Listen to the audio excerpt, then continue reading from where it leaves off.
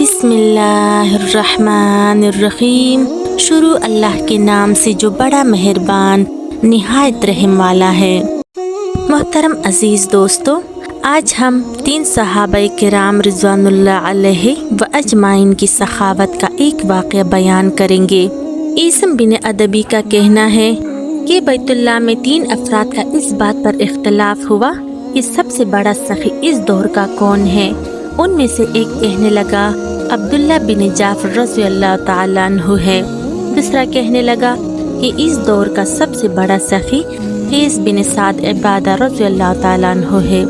تیسرے نے کہا نہیں جناب، بلکہ اس دور کا سب سے بڑا سخی عرابہ اوسی رضی اللہ تعالیٰ عنہ ہے۔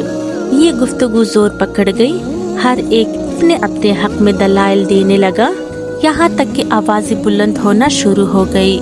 وہاں کچھ لوگ بھی جمع ہو گئے۔ ان میں سے ایک شخص کہنے لگا بھائیو، آپ لڑ کیوں رہے ہو؟ آپ لوگ ایسا کریں کہ ہر کوئی اپنے اپنے پسندیدہ شخص کے پاس چلا جائے اور اس سے کچھ نہ کچھ مانگے، اسے جو کچھ ملے وہ یہاں آ کر ایک دوسرے کو بتا دے، پھر اس بات کا جائزہ لے لیتے ہیں کہ سب سے بڑا سخی کون ہے۔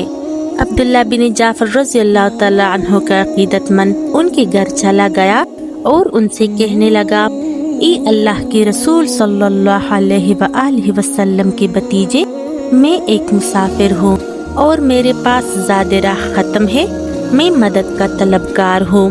عبداللہ بن جعفر رضی اللہ تعالیٰ عنہ اس وقت اپنے گھوڑے پر سوار کہیں جانے کے لیے تیار تھے۔ وہ اسی وقت گھوڑے سے نیچے اترے اور فرمانے لگے تم گھوڑے کی رکاب پر پاؤں رکھو اور اس پر سوار ہو جاؤ، اب یہ گھوڑا تمہارا ہے اور اس کے ساتھ ایک تیلا بھی ہے، اس تیلے میں جو کچھ ہے وہ سب بھی تمہارا ہے، اس میں ایک تلوار بھی ہے، مگر اس تلوار کو معمولی نہ سمجھنا، یہ سیدنا حضرت علی رضی اللہ تعالیٰ عنہ کی تلوار ہے، یہ تلوار بھی اب سے تمہاری ہے۔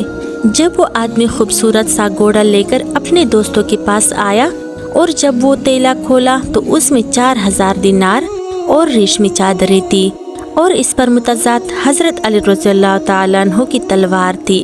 قیس بن سعد رضی اللہ تعالیٰ عنہ کا عقیدت مند جب اس کے گھر گیا تو وہ سوئے ہوئے تھے۔ لونڈی اس سے پوچھنے لگی تمہاری ضرورت کیا ہے؟ وہ کہنے لگا میں ایک مسافر ہوں اور میرے پاس زاد راہ ختم ہو گیا ہے، بس میں مدد کا طلبگار ہوں، میری کچھ مدد کرے۔ لونڈی کہنے لگی تمہاری اس معمولی سے حاجت کے لیے آقا کو اٹھانا بالکل بھی اچھی بات نہیں، آپ یہ تیلی پکڑے، اس میں 700 دینار ہیں۔ قیس کے گھر میں اس وقت یہی کچھ موجود ہے، گھر کے ساتھ حویلی میں اونٹ بندھے ہوئے ہیں، ان میں سے اپنی پسند کا ایک اونٹ لے لو اور ایک غلام اپنے ساتھ لے کر سفر پر روانہ ہو جاؤ۔ تھوڑی دیر بعد قیس رضی اللہ تعالیٰ عنہ بھی اٹھ گئے۔ لونڈی نے اسے سارا واقعہ سنا دیا۔ وہ کہنے لگے بہتر ہوتا اگر مجھے اٹھا لیتی، پھر میں خود اس کی حاجت پوری کر لیتا، نہیں معلوم جو کچھ تم نے اسے دیا ہے وہ اس کی ضرورت کے مطابق ہے بھی یا نہیں، تاہم تم نے جو اچھا کام کیا اس کے بدلے میں تم کو آزاد کرتا ہوں۔ ادھر عرابہ اوسی رضی اللہ تعالیٰ عنہ کا عقیدت مند اس کے گھر گیا، اس وقت نماز کا وقت ہو گیا تھا۔ عرابہ رضی اللہ تعالیٰ عنہ بوڑھے تھے اور نابینا ہو چکے تھے، وہ نماز کے لیے گھر سے نکل رہے تھے۔ وہ 2 غلاموں کے کندھوں پر ہاتھ رکھ کر آہستہ آہستہ چلتے ہوئے مسجد کی طرف رخ کیے ہوئے تھے۔ وہ آدمی کہنے لگا اے عرابہ میری بات سنیں۔ عرابہ کہنے لگے بولو کیا کہنا ہے؟ وہ بولنے لگا میں ایک مسافر ہوں اور میرا زاد راہ ختم ہو چکا ہے، بس مدد کے لیے آپ کے پاس آیا ہوں، اگر ہو سکے تو اللہ جل جلالہ کے نام پر میری کچھ مدد فرما دے۔ عرابہ رضی اللہ تعالیٰ عنہ نے اپنے دونوں ہاتھ غلاموں کے کندھوں سے ہٹا لیے اور بائیں ہاتھ کو دائیں ہاتھ پر زور سے مار کر کہنے لگا عرابہ نے اپنا تمام مال و دولت خرچ کر دیا ہے، بس صرف یہ 2 غلام باقی ہیں، تم ان دونوں غلاموں کو لے جاؤ، اب یہ دونوں غلام تمہارے ہو گئے۔ وہ آدمی کہنے لگا حضرت ایسا کیسے ہو سکتا ہے، آپ تو خود سخت ضرورت مند ہے، میں ان غلاموں کو نہیں لوں گا۔ आराबा रज़ी अल्लाह ताला अन्हु ने कहा, सुनो, अब ये गुलाम तुम्हारे हैं और अगर तुम इन्हें नहीं लेते तो मैं इन दोनों को आज़ाद करता हूँ। अगर तुम चाहो तो इन्हें ले लो, चाहो तो इनकार कर दो। ये कहने के बाद आराबा रज़ियल्लाहु ताला अन्हु दीवार का सहारा लेकर आगे बढ़ गए और मस्जिद की तरफ रवाना हो गए। उस आदमी ने उन दोनों गुलामों को अपने साथ लिया और अपने साथियों के पास वापस आया। वो तीनों दोस्त फिर इकट्ठे हो गए। उनमें से हर एक ने अपनी अतिया और सलूक का जिक्र किया और उन तीनों की तारीफ की। बिलाशुबा ये तीनों बड़े सखी हैं और अल्लाह ताला जल्ल जलालहू की राह में खर्च करने वाले हैं। और अब रहा ये फैसला कि उनमें से सबसे बड़ा सखी आखिर कौन है, तो फैसला आराबा ओसी रज़ियल्लाहु ताला अन्हु के हक़ में हुआ, क्योंकि उन्होंने तंग दस्ती के बावजूद भी जो कुछ पाया वो सारा का सारा खर्च कर दिया। सहाबाए किराम रिज़वानुल्लाह अलैहि व अजमाइन की अज़मत पर लाखों करोड़ों सलाम।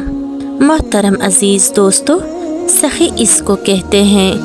हमें सहाबाए किराम रिज़वानुल्लाह अलैहि व अजमाइन से सीखना चाहिए। आज हम किसी को थोड़ी सी रकम भी देकर बड़ा फ़ख्र महसूस करते हैं कि हमने तो अल्लाह जल्ल जलालहू की राह में बड़ा खर्च किया। लेकिन खर्च करना किसे कहते हैं, ये हमें सहाबाए किराम रिज़वानुल्लाह अलैहि व अजमाइन के इस वाक़े से बखूबी मालूम हो चुका है। प्यारे दोस्तों, हमें चाहिए कि हम जब भी अल्लाह जल्ल जलालहू की राह में खर्च करें तो अपनी ताकत के मुताबिक खर्च करें। अल्लाह ताला जल्ल जलालहू हम सबको सखी बनाए। अल्लाह जल्ल जलालहू की राह में खर्च करने की तौफीक अता फरमाए, ज़कात देने की तौफीक अता फरमाए, ज़रूरतमंदों की मदद करने की तौफीक अता फरमाए। अल्लाह ताला जल्ल जलालहू हम सबको नेकी की राह पर गामज़न करे। अल्लाह ताला जल्ल जलालहू हम सबको अपनी नबी हज़रत मोहम्मद सल्लल्लाहु अलैहि वसल्लम के नक्श कदम पर चलने की तौफीक अता फरमाए। आमीन सुम्मा आमीन या रब्बल आलमीन।